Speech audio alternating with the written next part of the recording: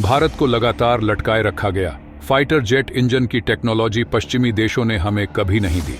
भारत ने बिलियंस और billions dollar की डील्स की, लेकिन जब हमने फाइटर जेट इंजन की टेक्नोलॉजी ट्रांसफर की छोटी सी मांग की तो कोई भी देश इसे मानने को तैयार नहीं हुआ। ऐसा लगा जैसे भारत को जानबूझकर इस तकनीक से वंचित रखा गया। दोस्तों, हमारे इसरो के वैज्ञानिकों ने अपने दम पर रॉकेट इंजन विकसित किया और तब जाकर हम मंगल तक पहुंचे। लेकिन इससे पहले जब इसरो का गठन हुआ था और हम अपने पहले रॉकेट को लॉन्च करने वाले थे, तब पश्चिमी देशों ने हमारे रास्ते में अनेक रुकावटें खड़ी की। वो नहीं चाहते थे कि भारत स्पेस टेक्नोलॉजी में आगे बढ़े, और जब ये सब भी काम नहीं आया तो उन्होंने हमारा मजाक उड़ाना शुरू कर दिया। देखो, ये लोग बैलगाड़ी से रॉकेट उड़ाएंगे। लेकिन दोस्तों, आज वही देश भारत के सामने 20 बिलियन डॉलर की डील्स के लिए कतार में खड़े हैं। ये भारत की सफलता का प्रतीक है। भारत ने दुनिया को दिखा दिया है कि हम किसी से कम नहीं हैं। आखिर क्या है पूरी अपडेट, जानेंगे आज की इस वीडियो में। लेकिन वीडियो में आगे बढ़ने से पहले भारत की इस महान उपलब्धि के लिए वीडियो को लाइक करें और कमेंट बॉक्स में जय हिंद जरूर लिखें, क्योंकि जय हिंद कहना हम सभी के लिए गर्व की बात है।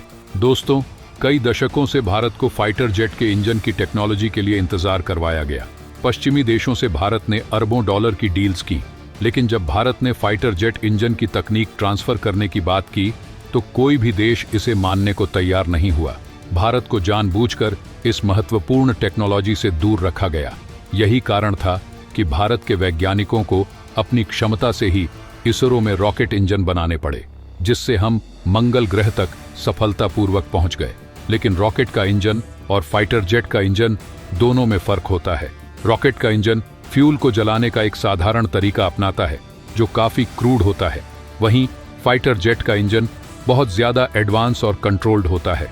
जब आपको हवा में किसी फाइटर जेट की स्पीड को बढ़ाना घटाना होता है, उसे कई तरह की गतिविधियां करनी होती हैं, तो इसके लिए बहुत सटीक तकनीक की जरूरत होती है। इस टेक्नोलॉजी को बनाने और विकसित करने के लिए हमें कभी मौका ही नहीं दिया गया। इसके उलट अमेरिका ने हमारे पड़ोसी पाकिस्तान को खतरनाक F-15 फाइटर जेट्स दान में दे दिए। ये चाल भारत को मजबूर करने के लिए थी, ताकि भारत को पश्चिमी देशों से महंगे फाइटर जेट्स खरीदने पड़े। लेकिन भारत ने अपनी रक्षा नीति में कुछ बदलाव किए, जो आज पूरी दुनिया की आंखें खोल रहे हैं। आज दुनिया की स्थिति बदल चुकी है। भारत की अर्थव्यवस्था तेजी से बढ़ रही है और कई बड़ी बड़ी कंपनियां अब भारत के साथ व्यापार करना चाहती हैं। भारत के सामने अब सिर्फ पाकिस्तान का ही नहीं, बल्कि चीन का भी खतरा है।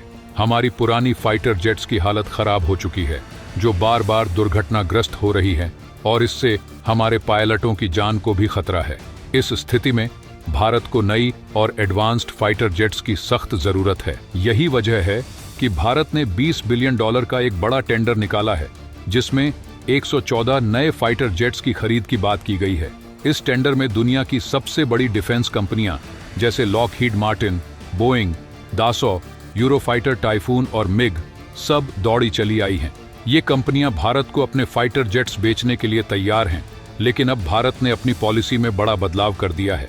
भारत ने साफ कहा है कि अगर हमें 114 फाइटर जेट्स चाहिए तो वो हमारे देश में ही बनेंगे। भारत ने शर्त रखी है कि हमें सिर्फ फाइटर जेट्स ही नहीं चाहिए, बल्कि उनकी टेक्नोलॉजी भी ट्रांसफर होनी चाहिए। यानी जो तकनीक ये कंपनियां इस्तेमाल करती हैं वो भारत को सौंपी जानी चाहिए, ताकि भारत भविष्य में खुद फाइटर जेट्स बना सके। ये कदम भारत के डिफेंस इंडस्ट्री के लिए एक गेम चेंजर साबित हो सकता है। तकनीकी रूप से टेक्नोलॉजी ट्रांसफर का मतलब होता है कि जिस देश के वैज्ञानिकों ने कोई उन्नत तकनीक विकसित की है, वो उस तकनीक को दूसरे देश को साझा करते हैं। अब तक ये कंपनियां अपनी टेक्नोलॉजी को सीक्रेट रखती थीं और सिर्फ फाइटर जेट्स बेचती थीं, लेकिन अब भारत कह रहा है कि हम टेक्नोलॉजी के बिना केवल जेट्स नहीं खरीदेंगे। हम चाहते हैं कि ये कंपनियां अपने फाइटर जेट्स की तकनीक हमें भी दें, ताकि हम भविष्य में अपने खुद के जेट्स बना सकें। इससे पहले किसी भी देश ने भारत को फाइटर जेट इंजन की टेक्नोलॉजी नहीं दी थी, लेकिन अब हालात बदल रहे हैं। भारत की मैन्युफैक्चरिंग क्षमता और हमारे पास मौजूद बेहतरीन दिमागों की बदौलत हम इस चुनौती का सामना करने के लिए तैयार हैं। अगर लॉकहीड मार्टिन या बोइंग जैसी कंपनियों को भारत के साथ डील करनी है, तो उन्हें टेक्नोलॉजी ट्रांसफर करनी होगी। इस कदम का मतलब ये नहीं है कि भारत तुरंत ही फाइटर जेट इंजन बनाना शुरू कर देगा। इसमें कुछ समय लगेगा, शायद 1 दशक या उससे भी ज्यादा। लेकिन एक बार जब भारत इस तकनीक को समझ जाएगा तो हम खुद के फाइटर जेट्स बनाने की दिशा में एक बड़ा कदम उठा लेंगे। याद कीजिए, साल 2000 से लेकर अब तक भारत ने कितनी तरक्की की है। आज हम चंद्रयान 3 को चांद पर उतार चुके हैं और भविष्य में चंद्रयान 4 की भी योजना बना रहे हैं। भारत का अगला बड़ा कदम अपने खुद के 5th जनरेशन फाइटर जेट्स बनाना है। अभी हमारे पास इंजन की तकनीक नहीं है, लेकिन अगर हम इसे हासिल कर लेते हैं तो आने वाले 2 दशकों में भारत दुनिया के बेहतरीन फाइटर जेट्स बनाने वाले देशों में शुमार हो जाएगा। ये भारत सरकार का एक बहुत ही साहसिक और दूरदर्शी कदम है। इस पॉलिसी के साथ भारत ने एक मास्टर स्ट्रोक खेला है।